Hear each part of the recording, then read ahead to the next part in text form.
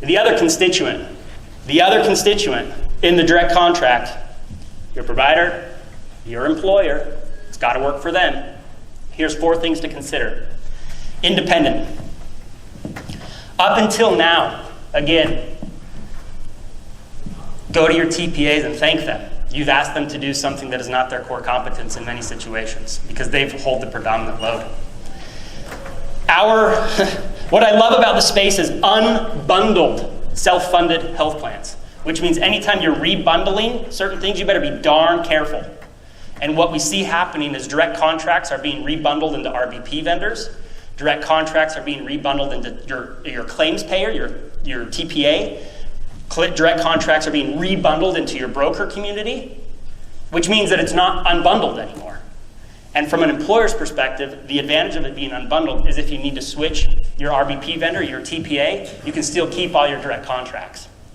Because if they're tied to the TPA or tied to the RBP vendor that has another core competence role within your health plan, it's not an independently held direct contract at that point. And that has long-term consequences, not just in that specific example, but every TPA doesn't serve every size employer. So how are you going to serve the micro and small employers when this TPA only serves mid-market? How are you going to serve your enterprise employers that need to come into this when your TPA only serves mid-market? We need to start thinking that you need a direct contract administrator that's core competency is to be independent, hold and administer your direct contracts. Maintenance.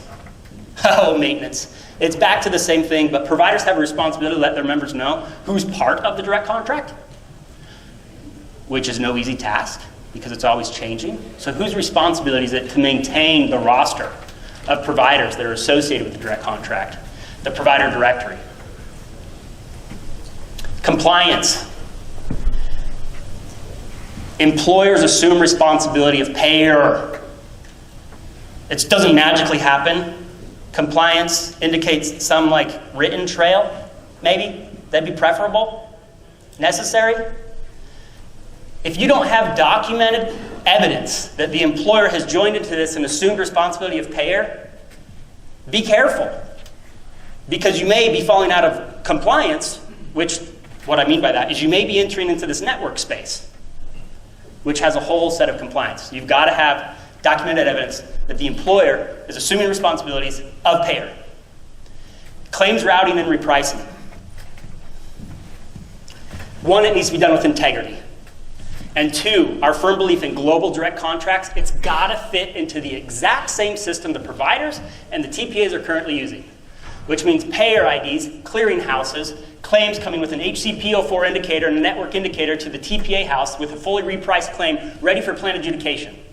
It cannot be a bespoke process, a one-off process every single time, some custom model, some custom way, some custom this, some custom that. No, that's not replicable, that's not scalable. The claims routing and repricing has to start clear from the member ID card with the payer ID, and it's got to connect at clearinghouses, and it's got to have all of the indicators coming through on the claim to your TPA partners so that they can do their job, so that the employer is happy. This all matters.